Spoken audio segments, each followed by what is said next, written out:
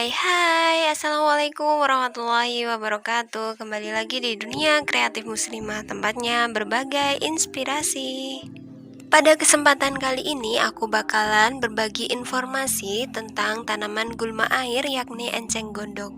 Tetapi sebelum kalian mendapat informasi tersebut, jangan lupa subscribe terlebih dahulu dan aktifkan loncengnya ya teman-teman.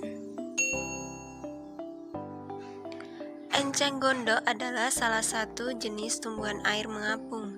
Selain dikenal dengan nama enceng gondok, di beberapa daerah di Indonesia, enceng gondok mempunyai nama lain seperti di daerah Palembang dikenal dengan nama kelipuk, di daerah Lampung dikenal dengan nama ringga, di Dayak dikenal dengan nama ilung-ilung, dan di Manado dikenal dengan nama tumpe.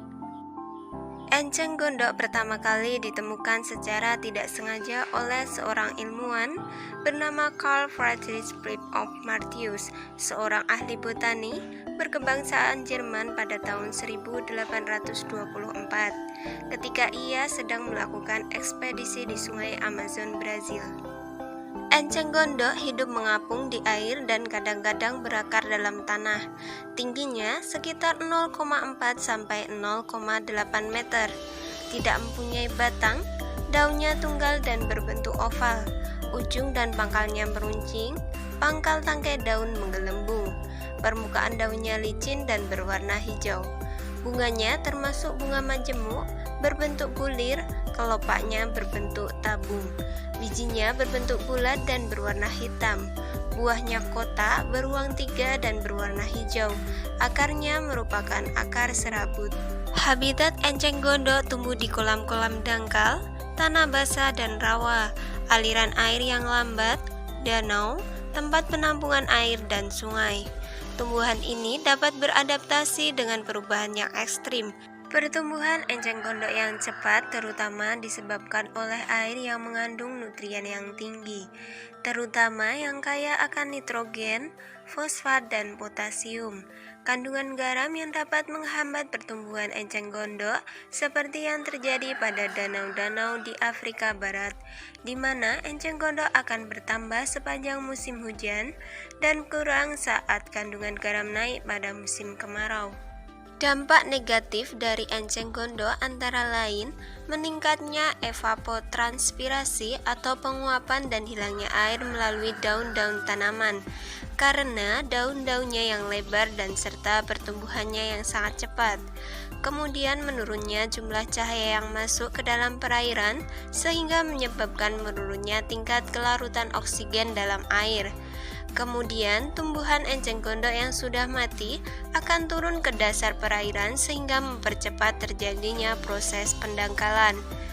Selanjutnya mengganggu lalu lintas atau transportasi air, khususnya bagi masyarakat yang kehidupannya masih tergantung dari sungai seperti di pedalaman Kalimantan dan beberapa daerah lainnya.